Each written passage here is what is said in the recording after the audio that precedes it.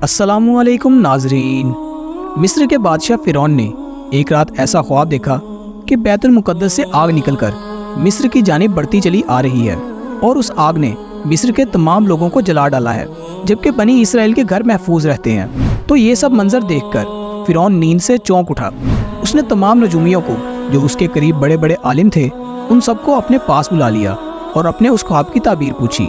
تو ان نجومیوں نے فرعون کو اس کی خواب کی تعبیر کچھ یوں بیان کی کہ ایک ایسا بچہ پیدا ہونے والا ہے جو تمہاری ہی سلطنت میں سے ہوگا اور تمہیں برباد اور ہلاک کر دے گا، اور وہ بچہ تمہاری بادشاہت کو ختم کر کے تمہارے مصر پر قبضہ کر لے گا۔ پیارے دوستوں، فرعون ایک ظالم و جابر اور خدائی کا دعوے دار بادشاہ تھا اور مصر کی سرزمین پر اس کا غلبہ تھا۔ اس نے بنی اسرائیل کو اپنا غلام بنا کر رکھا ہوا تھا اور اس کا تکبر انتہا کو پہنچ چکا تھا۔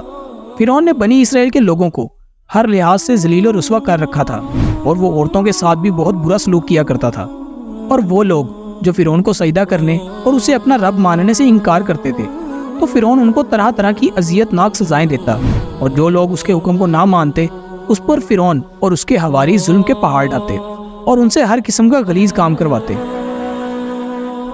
فرعون نے نجومیوں سے اپنے خواب کی تعبیر سنی تو بہت فکر مند ہونے لگا، اور اس نے ایک خوفناک حکم جاری کر دیا کہ بنی اسرائیل میں پیدا ہونے والے تمام لڑکوں کو قتل کر دیا جائے، اور اگر لڑکیاں پیدا ہوں تو انہیں زندہ چھوڑ دیا جائے۔ اس حکم کے مطابق فرعون کے حواریوں اور اس کے سپاہیوں نے ہر ممکن قدم اٹھایا کہ کوئی بھی چھوٹا لڑکا زندہ نہ بچ پائے، اور یہاں تک کہ سینکڑوں اور ہزاروں بچے قتل ہو گئے۔ پھر ایک دن ان کے وزیروں نے بتایا کہ اسی طرح اگر بچے قتل ہوتے رہے تو سلطنت میں سے تمام مرد ختم ہو جائیں گے، کیونکہ پرانے بوڑھے لوگ مر رہے تھے، اور آگے جا کر اس کا نظام حکومت کیسے چلے گا، اور ہمارے خادم کہاں سے آئیں گے، اور ہمارے کمتر اور گھٹیا کام کون کرے گا۔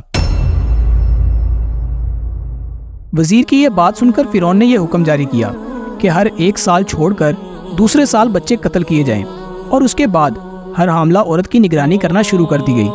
دایا عورتوں کی یہ ذمہ داری لگائی گئی کہ جب بھی کوئی بچہ پیدا ہوگا تو وہ اطلاع دیں گی، اور جو دایا عورت اطلاع نہ دیتی اسے بھی قتل کر دیا جاتا۔ انہی دنوں حضرت موسیٰ علیہ السلام کی والدہ حمل کے ابتدائی دنوں میں تھیں۔ اللہ تعالیٰ نے ان کی حفاظت اس طرح فرمائی کہ حضرت موسیٰ علیہ السلام کی والدہ پر حمل کے آثار ظاہر نہیں ہوئے، اور آپ کی والدہ دایا عورتوں کی نگاہ میں نہ آ سکی، اور انہوں نے اس بات کو چھپائے رکھا یہاں تک کہ پیدائش کا وقت آ گیا اور انہوں نے بچے کو جنم دیا۔ پیارے دوستوں، جس سال بچوں کو قتل کرنے کے لیے چھوڑ دیا گیا تھا اس سال میں حضرت ہارون علیہ السلام کی ولادت ہوئی، مگر جو بچوں کو قتل کرنے کا سال تھا اس سال میں حضرت موسیٰ علیہ السلام کی ولادت ہوئی۔ اس واقعے سے حضرت موسیٰ علیہ السلام کے والدین بہت پریشان تھے۔ 3 مہینوں تک انہوں نے حضرت موسیٰ علیہ السلام کو چھپائے رکھا، لیکن زیادہ عرصہ تک بچے کو شاہین جزوفوں کی نظر سے چھپا کر رکھنا ممکن نہ تھا، لیکن پھر بھی انہوں نے اپنی پوری کوشش کی، یہاں تک کہ ان کے پاس اللہ تعالیٰ کا حکم آ گیا، اور یہ حکم وہی نہیں تھی جو پیغمبروں پر آتی تھی، بلکہ اللہ تعالیٰ نے خواب میں فرشتوں کے ذریعے ان کے دل میں یہ الہام ڈال دیا کہ حضرت موسیٰ علیہ السلام کو دودھ پلاؤ۔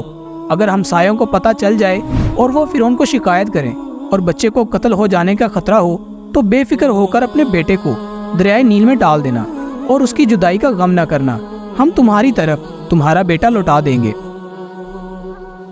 پھر جب آپ کی والدہ کو اس بات کے پھیلنے کا خوف طاری ہوا اور آپ کے دل میں یہ خیال آیا کہ ایک بند صندوق بنایا جائے اور بچے کو اس صندوق میں ڈال کر دریائے نیل میں چھوڑ دیا جائے، حضرت موسیٰ علیہ السلام کی والدہ نے اللہ تعالیٰ پر بھروسہ کرتے ہوئے حضرت موسیٰ علیہ السلام کو اس صندوق میں ڈال کر دریا کی موجوں کے حوالے کر دیا۔ حضرت موسیٰ علیہ السلام کی ایک بڑی بہن بھی تھی۔ آپ کی والدہ نے اپنی بیٹی سے کہا کہ ذرا دریا کے ساتھ ساتھ چلتی رہنا، دیکھنا کہ میرا بیٹا کدھر جاتا ہے۔ حضرت موسیٰ علیہ السلام کی بہن دریا کے ساتھ ساتھ چلتی رہی، اور یہ صندوق فرعون کے محل کے قریب تالاب میں پہنچ گیا۔ وہاں پر فرعون اور اس کی بیوی حضرت آسیہ اور دیگر خادمائیں بھی موجود تھیں، اور اسی دوران فرعون کی بیوی کی نظر اس صندوق پر پڑی۔ اس نے کنیزوں کو حکم دیا کہ صندوق کو تالاب سے نکال کر میرے پاس لے آؤ۔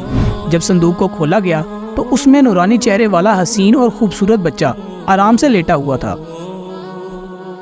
فرعون کی بیوی حضرت آسیہ اس بچے کو دیکھ کر بہت خوش ہوئی اور اس کی آنکھوں میں محبت ابھر آئی، اور ادھر حضرت موسیٰ علیہ السلام کی بہن نے ڈر کے مارے ماں کو جا کے بتا دیا کہ ماں غضب ہو گیا، جس عالم سے بچنے کے لیے ہم نے بچے کو صندوق میں ڈال کر دریا میں ڈالا تھا وہ صندوق اسی ظالم کے محل میں پہنچ گیا ہے۔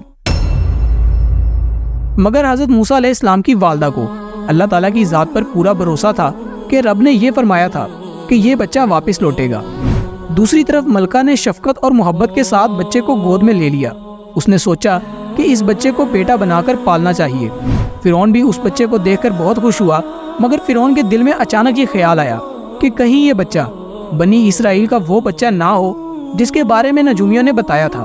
فرعون نے کہا کہ کہیں یہ وہ بچہ تو نہیں جو میری سلطنت کو ختم کر دے گا اور مجھے ہلاک و برباد کر کے رکھ دے گا۔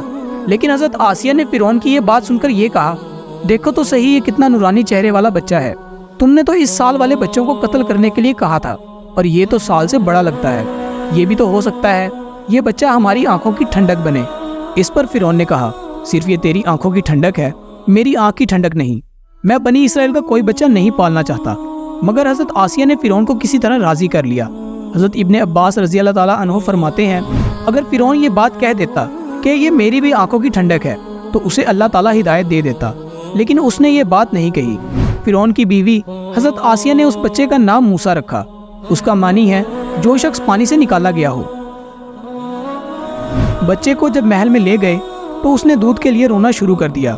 بچے کے پاس دودھ پلانے والی مختلف عورتوں کو لایا گیا، لیکن بچے نے کسی عورت کا دودھ نہیں پیا، اور بچہ بھوک کی وجہ سے خاموش بھی نہیں ہو رہا تھا۔ حضرت موسیٰ علیہ السلام کی بہن دور کھڑی یہ سب منظر دیکھ رہی تھی، اور وہ پھر فرعون کے پاس جا کر کہتی ہیں کہ میں ایک ایسی خاتون کو جانتی ہوں، وہ بڑی پاکیزہ اور نیک خاتون ہے، اور مجھے امید ہے کہ یہ بچہ ان کا دودھ پی لے گا۔ فرعون نے اسے کہا، کسی طرح کوئی عورت لے آؤ جس کا یہ بچہ دودھ پی لے اور خاموش ہو جائے۔ اب حضرت موسیٰ علیہ السلام کی بہن اپنے گھر گئی اور اپنی ماں سے کہا، ماں آؤ چلو، ہمارا کام ہو گیا، فرعون کے محل میں چلو اور تمہیں اپنے ہی بچے کو دودھ پلانا ہے۔ حضرت موسیٰ علیہ السلام کی والدہ محل میں پہنچ گئی، اور جیسے ہی حضرت موسیٰ علیہ السلام نے اپنی ماں کو دیکھا اور خاموش ہو گئے، اور ماں نے بچے کو دودھ پلایا تو بچے نے فوراً دودھ پینا شروع کر دیا۔ فرعون بہت شاطر تھا اور وہ یہ سب منظر دیکھ کر حیران تھا۔ اس نے بچے کی ماں سے پوچھا، یہ بتاؤ کہ تمہارا اس بچے سے کیا رشتہ ہے؟ یہ تمہیں دیکھ کر خاموش کیوں ہو گیا ہے؟ اب محل میں ہر طرف خاموشی چھا گئی، مگر حضرت موسیٰ علیہ السلام کی والدہ نے نہایت پر اعتمادی سے جواب دیتے ہوئے کہا کہ میں ایک پاکیزہ عورت ہوں، میرا دودھ بھی بڑا پاک ہے۔ جن بچوں کے اندر نفاست ہوتی ہے اور جو بچے نیک فطرت کے ہوتے ہیں وہ میرا دودھ سکون سے پیتے ہیں۔ اس طرح آپ کی والدہ کا اب احترام ہونے لگا۔ کچھ دنوں کے بعد آپ کی والدہ نے فرعون سے کہا کہ اگر آپ کی اجازت ہو تو اس بچے کو میں اپنے گھر لے جایا کروں، ادھر اس کی مزید اچھے طریقے سے پرورش کر لیا کروں گی۔ فرعون نے کہا، ٹھیک ہے کہ اسے اپنے گھر لے جایا کرو، اور اس طرح آپ کی والدہ آپ کو روزانہ دودھ پلاتی اور اسے اپنے گھر بھی لے جایا کرتی تھی۔ روزانہ دودھ پلانے کی اجرت میں آپ کی والدہ کو فرعون کی طرف سے ایک اشرفی یعنی ایک سونے کا سکہ تحفے میں دیا جاتا۔ اللہ کی شان دیکھیے کہ جس عالم سے بچنے کے لیے آپ کی والدہ نے صندوق میں بند کر کے آپ کو سمندر میں ڈال دیا تھا، اللہ تعالیٰ نے اسی ماں کی گود میں وہ بچہ واپس عطا فرمایا، اور اسی ماں کو اپنے بچے کو دودھ پلانے کا موقع بھی فراہم کیا۔ اسی طرح دیکھتے ہی دیکھتے اس ظالم فرعون کے شاہی محل میں حضرت موسیٰ علیہ السلام پرورش پا کر جوان ہو گئے، اور پھر اللہ تعالیٰ نے آپ کو نبوت کے منصب پر فائز کیا، اور بنی اسرائیل کو فرعون سے آزادی دلوائی، اور مصر چھوڑ کر یہاں سے چلے گئے۔ فرعون بنی اسرائیل کو ختم کرنے کے لیے لشکر لے کر ان کے پیچھے روانہ ہو گیا۔ جب بنی اسرائیل کے لوگ بحر احمر کے قریب پہنچے تو اللہ تعالیٰ نے ان کے لیے دریا کے درمیان سے ایک راستہ کھول دیا۔ یہ وہ موقع آ گیا تھا جب فرعون کا وہ خواب پورا ہونے والا تھا، اور اس کی بادشاہت اور اس کا لشکر برباد ہونے والا تھا۔ بنی اسرائیل کے لوگ سمندر کے پار چلے گئے، مگر فرعون اپنے لشکر کو لے کر پیچھے آیا تو وہ سمندر کا راستہ بند ہو گیا، اور اللہ تعالیٰ نے فرعون اور اس کے لشکر کو سمندر میں غرق کر کے پوری دنیا کے لیے عبرت کا نشان بنا ڈالا۔ اللہ تعالیٰ سے دعا ہے کہ اللہ تعالیٰ اپنی فرما برداری کے اندر زندگی گزارنے کی توفیق عطا فرمائے۔